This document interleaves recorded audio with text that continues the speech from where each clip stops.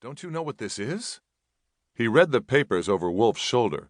He saw the anomalies, small figures moving toward the city, and assumed they were lizard or small mammal-like animals moving to higher ground from flooded-out burrows, and he said as much. "Colonel Deacon, have you ever seen the recordings of the traces made by those creatures?" Wolf replied, looking at the Kingdomite commander. Hosanna blinked. Of course he'd seen the electronic signs of migrating animals. "I have. It was a part of the orientation for all officers and non-commissioned officers of 26th Fist when we first arrived.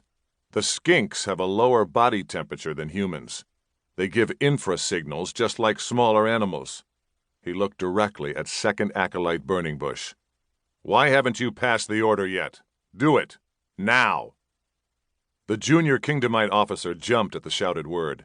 He cast a fearful glance at his rightful commander as he darted out of the room.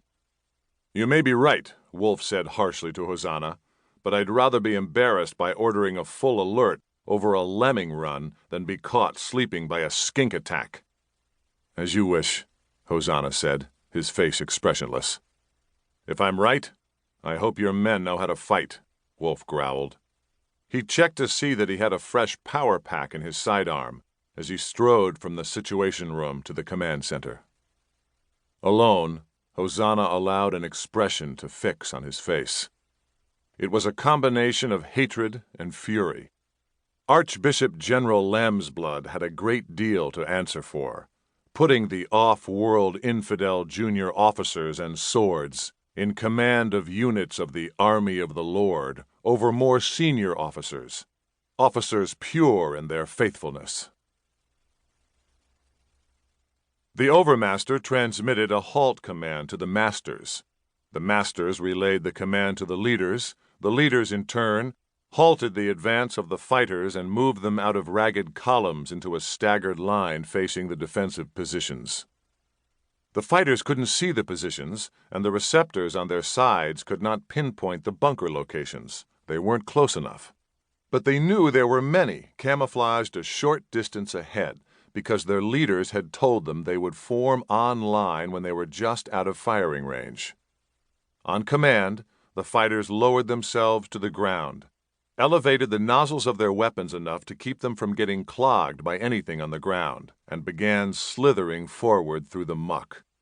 Very soon the largest bunkers became visible, hulking black on black out of the Stygian darkness. After the fighters entered their weapons' most extreme range, their side receptors began to detect minute electrical impulses radiating from the bunkers. Suddenly, their receptors overloaded by massive electric discharges all along the defensive line, the fighters were disoriented. Lights as brilliant as a small sun lit them up. Then surprised shouts came from the bunkers, followed quickly by fléchette fire studded with plasma bolts from the blasters of the few Confederation Marines positioned among the soldiers of the Army of the Lord. The Overmaster shrieked orders. Masters shrilled them in return. Leaders screamed them out. The fighters damped their receptors and regained equilibrium.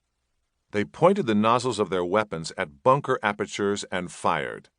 Many streams of a viscous, greenish fluid spattered harmlessly against bunker walls, but some disappeared through the apertures. Agonized cries echoed out. But attackers were quickly being shredded by fléchettes or flashed into vapor as the fighters wriggled deeper into the mud and returned fire. As more of the defenders obeyed the commands of the Marines and opened up on the attackers, the rate of fire from the bunkers increased, despite those no longer in the fight. The fire from the attackers slowly ebbed as their numbers dwindled under murderous fire from the bunkers. The Overmaster in command of the raid reported more than 30 bunkers killed, at least 6 of which held Earthman Marines. He further reported more than 250 fighters along with 7 leaders and 2 masters died gloriously in the great victory.